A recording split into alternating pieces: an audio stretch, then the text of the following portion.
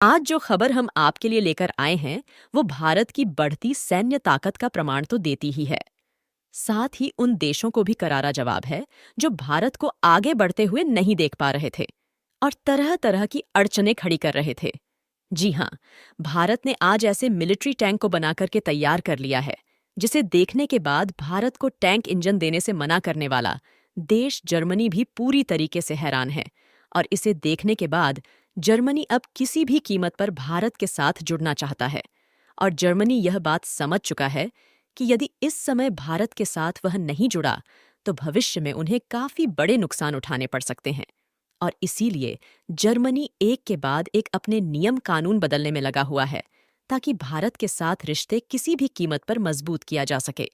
दरअसल भारत का मुख्य युद्धक टैंक T-90 भीष्म नए वर्जन का MK3 मॉडल में बनकर तैयार है। अब यह ज्यादा ताकतवर बन गया है। चेन्नई के अवादी में मौजूद हैवी व्हीकल फैक्ट्री से नया बैच निकला है। टैंक में हुए कई बड़े बदलाव में इसकी फायर कैपेसिटी बढ़ाई गई है। सुरक्षा प्रणाली को अपग्रेड करने से ऑपरेशनल कैपेबिलिटी को भी ताकत मिली है। और इसमें वह सभी आधुनिक फीचर डाले गए हैं जो एक एडवांस्ड मिलिट्री टैंक के अंदर होने चाहिए। और यह बात बिल्कुल सही है कि इसमें जर्मन इंजन का प्रयोग किया गया है।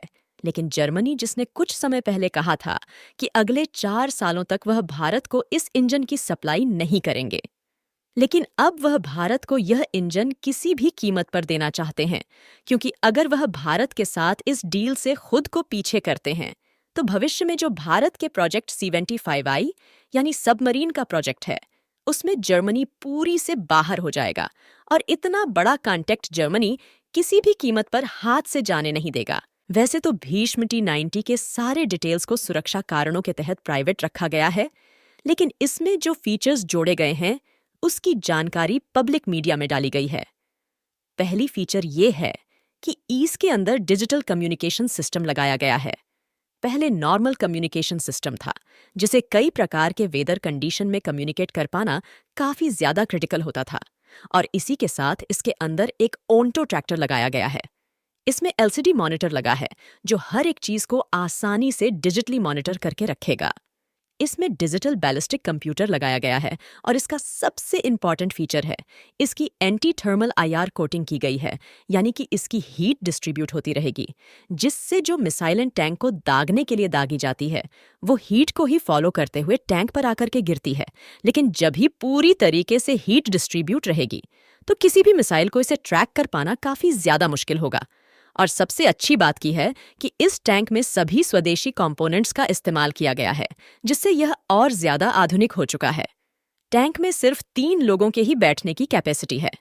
T-90 भीष्म टैंक एक 125 मिलीमीटर स्मूथ बोर गन से लैस है।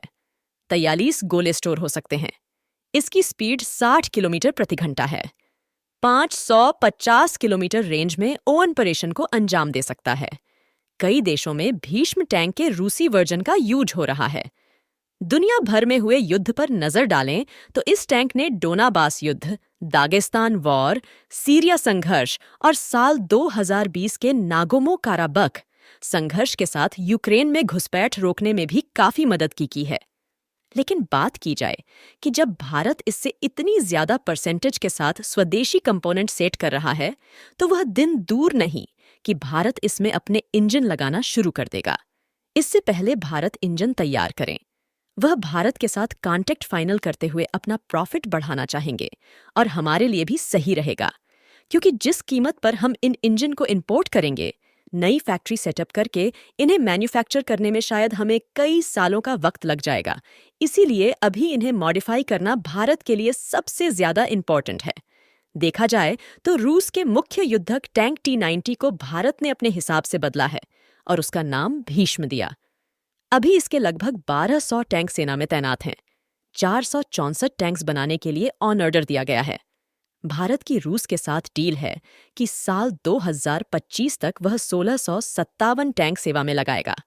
भारत न सिर्फ खुद को मेक इन इंडिया की तर्ज पर मजबूत बना रहा है, बल्कि दूसरे देशों को भी डिफेंस इक्विपमेंट निर्यात कर रहा है। और ये तो अभी शुरुआत है। भारत इसी तरह से आगे बढ़ता रहा तो वो दिन दूर नहीं कि दुनिया के सभी देशों में भारत से रक्षा उपकरण खरीदेंगे। आपकी इस बारे में क्या राय है? आप कमेंट करके हमें बताइए। ऐसे और वीडियोस देखने के लिए हमारे चैनल को सब्सक्राइब कीजिए।